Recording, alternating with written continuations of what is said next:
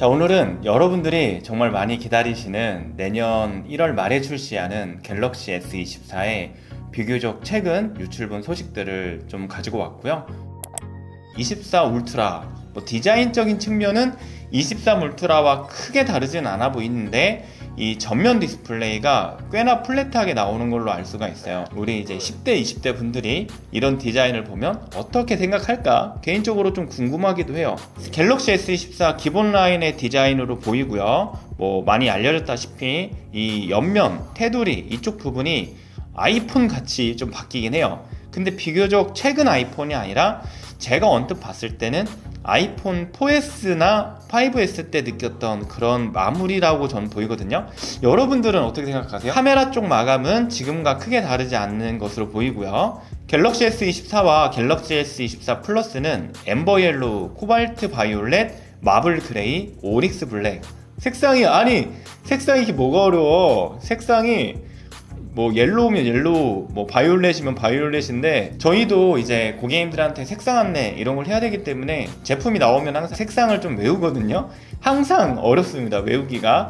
간단하게 보면 옐로우, 그다음 바이올렛, 그레이, 블랙 이렇게 나오는 걸로 보이고, 자, 렌더링으로 봤을 때 가운데가 코발트 바이올렛, 그 다음에 왼쪽이 마블 그레이, 오른쪽이 옐로우 같죠? 나머지 블랙은 그냥 블랙 같은 느낌이 드니까 이 정도 색깔에서 보면 됐고, 옐로우라고 해서 아주 막 노랑노랑한 옐로우가 아니라 약간의 금속 재질의 느낌이 나는 옐로우로 전 보여집니다.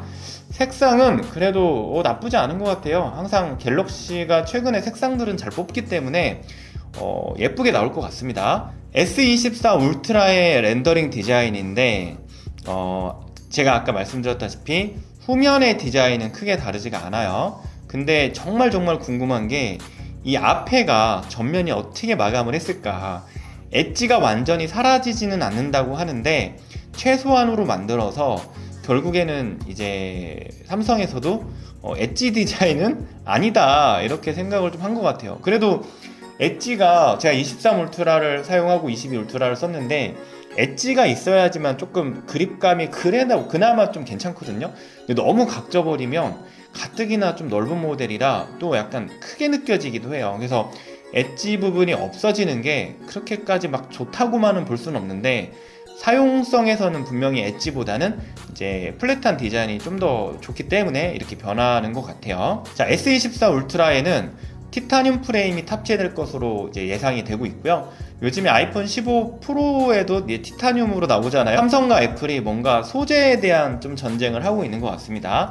갤럭시 S24 울트라는 티타늄 블랙, 티타늄 그레이, 티타늄 바이올렛, 티타늄 옐로우. 아이폰 15 프로에는 이제 화이트 티타늄, 내추럴 티타늄, 블랙 티타늄, 블루 티타늄 이렇게 가는데 갤럭시는 좀 반대로 바꿨습니다. 이게 티타늄 바이올렛으로 보이고 티타늄 블랙, 티타늄 옐로우, 이 부분이 티타늄 그레이로 보입니다. 갤럭시 S24와 S24 플러스는 극도로 얇고 대칭적인 베젤을 특징으로 하는 것으로 보이는 반면 갤럭시 S24 울트라는 거의 평평한 측면과, 즉 이 부분이 거의 평평하다는 얘기예요.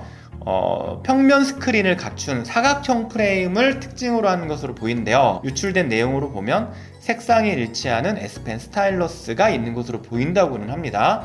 가장 기대되는 점은 갤럭시 S24 울트라의 이 엣지형 그 디스플레이가 사실 보호필름 부착하기도 정말 힘들었어요. 예를 들어서 저희도 이제 서비스로 필름을 부착해드리는 경우가 많은데 단골 고객님들 같은 경우는 무료로 그냥 교체를 해준단 말이에요. 근데 최근에 22 울트라와 23 울트라 같은 경우는 필름 자체가 부착이 안 돼서 나왔거든요. 그러다 보니까 저희가 이제 부착을 해드리는데 생각보다 빨리빨리 떨어지고 보호 필름 때문에 고생하는 분들이 한두 분이 아니더라고요. 그래서 저도 S23 울트라를 전 쓰고 있는데 보호 필름을 아예 안 써요. 그냥 귀찮아서 떨어질까 그런 것도 귀찮고 그냥 안 쓰게 되는데 이번에는 그래도 보호 필름 부착하기가 꽤 괜찮지 않을까. 그리고 S24 울트라의 보호필름 시장이 꽤나 좀 커질 것 같다는 생각은 듭니다. 다음 유출분도 보면 이렇게 S24 울트라와 24 기본 모델의 뒷면 느낌을 보여줬고요. 자, 갤럭시 S24 울트라의 후면에는 여전히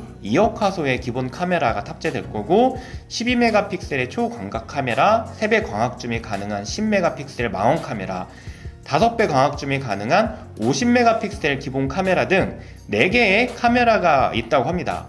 전 세계적으로 스냅드래곤 8젠 3 프로세서를 탑재할 예정이지만 갤럭시 S24와 24 플러스는 아마도 북미를 제외한 모든 국가에서는 엑시노스 2400 칩셋을 사용하는 것으로 거의 사실화가 되고 있습니다. 어제 유출된 자료로 보면 갤럭시 S24는 8기가 램만 탑재할 예정이고 갤럭시 S24 플러스는 8기가 램과 12기가 램, 어쨌든 국가에 따라서는 좀 다르게 탑재될 거로 얘기가 되나봐요.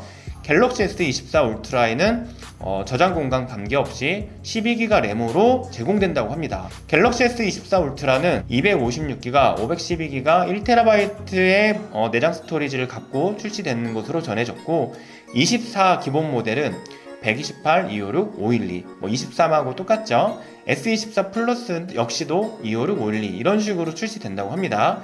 국내에는 아마 256과 512로 출시된다고 보시면 될 것 같고, 자, 지금 보시는 자료는 국내 스마트폰 점유율 2023년 3쿼터까지 내용이 정리된 자료고요. 카운터 포인트 리서치 자료를 토대로 말씀을 드리는데요. 해외에서는 삼성의 점유율이 조금 떨어진다, 그동안에 판매 1위 국가가 40개국 이상이었는데 2개국이 줄었다라는 내용의 기사들이 많이 나오는데, 적어도 국내에서만큼은 아직까지는 삼성전자의 판매량이 좀 압도하는 것으로 보입니다. 2023년 3분기 삼성전자의 국내 스마트폰 점유율은 84%를 차지했고요. 그 다음에 애플이 15%를 차지했고 나머지 기타 브랜드가 1%를 차지했어요. 국내에서는 사실 삼성, 애플 말고는 직구로 구매하는 샤오미나 하웨이 제품, 모토로라 제품 빼고 사실 다른 적수가 없죠. 2023년 1쿼터 자료를 보면 그때는 삼성전자의 국내 점유율이 71%였거든요. 그리고 그 전년도 2022년 1쿼터를 보면 77%였어요. 항상 3쿼터, 이제 3분기 때 삼성전자의 점유율이 높아지는 것으로 보이고, 의외로 갤럭시 S 시리즈가 출시되는 1분기 1월부터 3월까지의 판매 점유율이 생각보다는 좀 낮은 걸로 보이는데요. 3쿼터 때 실적이 많이 올라오는 건 이제 폴더블 시장이 최근에 많이 늘어가지고 플립 판매량 이런 것들이 많기도 하고, 3분기 되면 이제 기존 S 시리즈가 많이 좀 저렴해지죠. 그래서 이제 3분기 때 실적이 많이 느는 것으로 보여요. 삼성전자가 내년 1월에 갤럭시 S24를 조기 출시하는 가장 큰 이유가 1분기 그 매출, 실적 이런 부분에서 삼성이 굉장히 많이 신경을 쓰고 있습니다. 내년 1쿼터에서 작년 1쿼터보다 실적을 더 많이 올려줘야 되고, 그동안 보여줬던 1분기의 실적보다 더 많은 실적을 내려고 아마도 이런 좀 전략을 짜는 것 같고요.